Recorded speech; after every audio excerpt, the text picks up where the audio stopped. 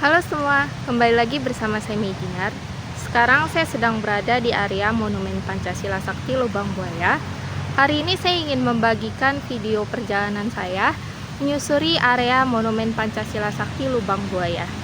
So, tanpa berlama-lama, let's check this video. Sekarang saya sedang berjalan memasuki area Monumen Pancasila Sakti. Sekarang saya datang pada saat weekdays. So, untuk suasana terlihat cukup sepi, tapi masih terdapat beberapa pengunjung yang datang ke area Monumen Pancasila Sakti. Ini adalah suasana di area masuk Monumen Pancasila Sakti. Di sebelah sana juga terdapat 2 orang siswi SMP yang terlihat sepertinya sedang berkunjung. Dan ini ya suasana untuk hari ini.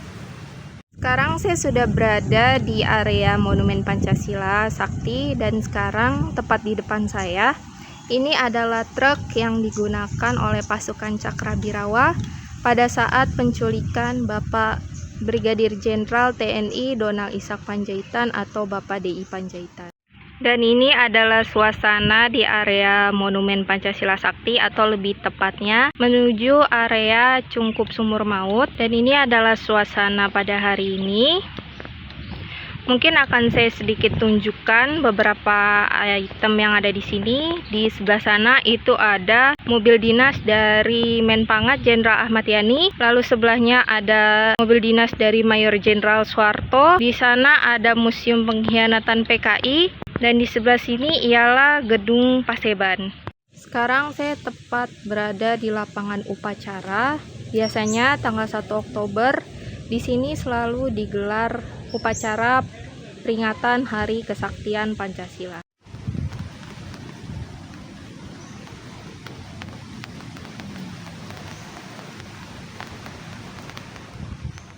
Tepat di depan saya ini adalah mobil dinas dari Menpangat Jenderal Ahmad Yani dengan plakat AD1.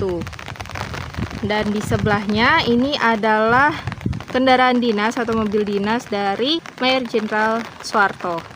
Saat itu beliau menjabat sebagai Pangkostrat. Sekarang saya akan memasuki Museum Pengkhianatan PKI dan tepat di depan saya ini ada beberapa kolase foto yang menceritakan bagaimana peristiwa pengkhianatan PKI yang terjadi di Indonesia.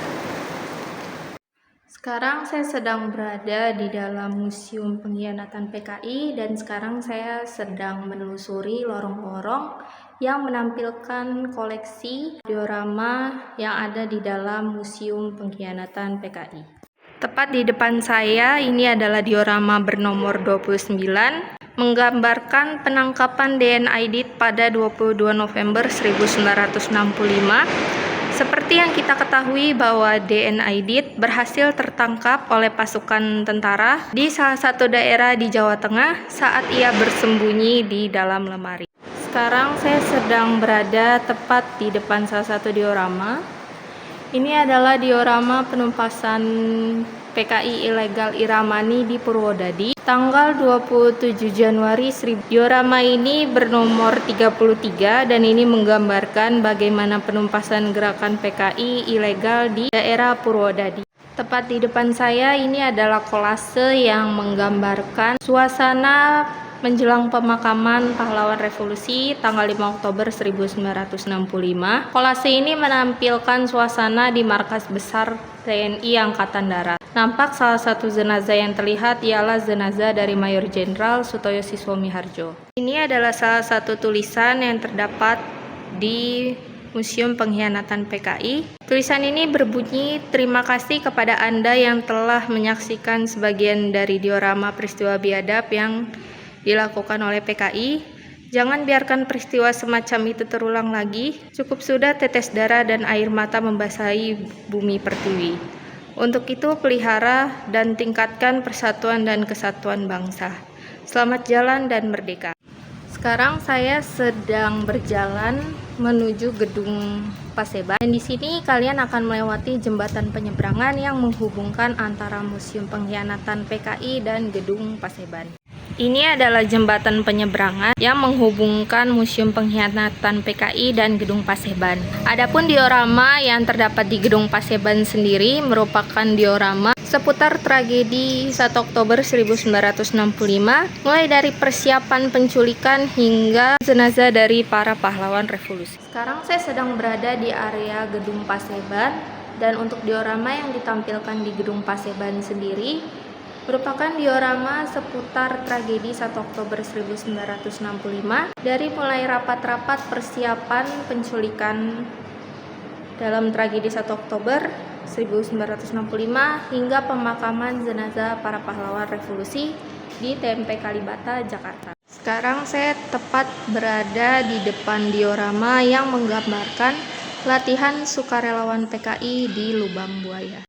Lalu terdapat juga diorama pengamanan Lanuma Halim Perdana Kusuma. Sekarang saya tepat berada di depan diorama penculikan Mayor Jenderal S. Parman. Mayor Jenderal S. Parman diculik dari rumahnya di Jalan Serang nomor 32 atau kini bernama Jalan Samsul Rizal, Menteng, Jakarta Pusat.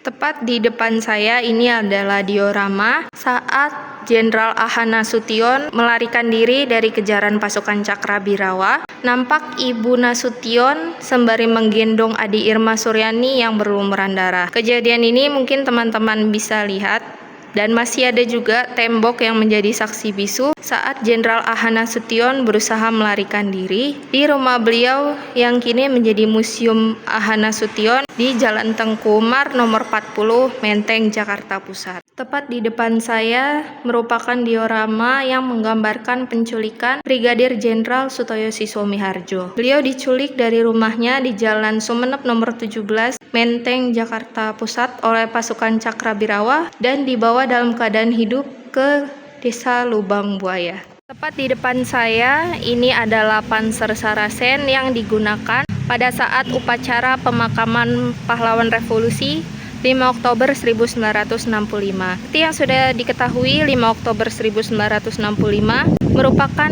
HUT TNI paling kelam. Selain TNI yang berulang tahun ke-20 tahun, pada saat itu juga bertepatan dengan pemakaman pahlawan revolusi yang menjadi korban kebiadaban G30S PKI. Demikianlah video perjalanan saya menelusuri area Monumen Pancasila Sakti Lubang Buaya, Jakarta Timur. Jangan lupa like dan subscribe jika kalian menyukai channel dan video saya, dan agar saya lebih semangat untuk membuat video. Terima kasih yang sudah menonton. See you on the next video.